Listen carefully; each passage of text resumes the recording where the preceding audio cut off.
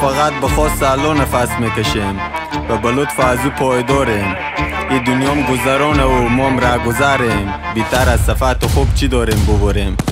از بالا صدا میایه گروف گروف قلندرا، خوش دارم این جیاد کنم صفت قلندرا. هیراد میگردیم ما به کل شهر رفیق و جمع بگو بخن سکل سوری شوق و ما خوش که دیتم بیا بجم. جوانان هم سرشاریم به هر جا میریم بیخاریم، ادعا نداریم بجم هرچی داریم طلب کاریم. گپ رفیق ما گپ ما بدخوابشی به چپ ما، بعضی شوات تو صبح بیدار تیر کردیم شو نشینیا. چیکار کنیم قلندریم دل ما کلون فدا سریم، خورد و کلون ما احترام به همه مردم خوداریم. ترس نداریم از بنده احترام میگیم قشنگ، خدا جو پشت پناهی او که به دل خود تگرنگه. نه نامردیم به نارفیق نه گپ کش داریم به کیف صاف و ساده کف دستیم بدخو نباش بیا بشین. صفت قلندرا اینه رسم مردی هم شیرینه، نامرد نباش مردی که تو که تاریخ مردا زرینه.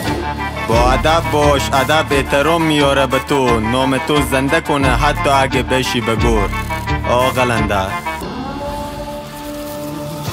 ما که همه قلندریم، روزا جمعه به چکریم، تخت سفر با مهیرات بعد نماز ما این بریم. جمع جوشه به تنده ها سکیلا هوندا پوز بالا، سودس بارگزه هیرتی میگم خدا یار تو لالا. اینجا هیرات خونی ما خاک هیرات اولیا، زنده باشن قلندرا همیشه هستن با خدا. هیرات شهر رفاقت صداقت و پایداری، پرچم هم میگی بالای به مردی و رفیق داری. افتخار به هیرات مانه هر جوان بی دعا، خیکی میریم به هر جمع کار ما اعلان بی صدا. همون تم اخلاق مشوقی خنده و گپ اختلافی، بسته هیرات خوش داریم اشعری تا به دیتی. سر سلامتی افغانا به هر کجا هستیم سلام، دل شما دور از غما و مصیبت و درد و بلا. افغانستان مادر مانه بهشت آسیا زمین، جوانان فول قلندر غیرتی ان مرد کمین. ای هم به این جیادگار رپ غیرتی خوش کلام را شداکیم به خدمت به مردمان سرخلاص.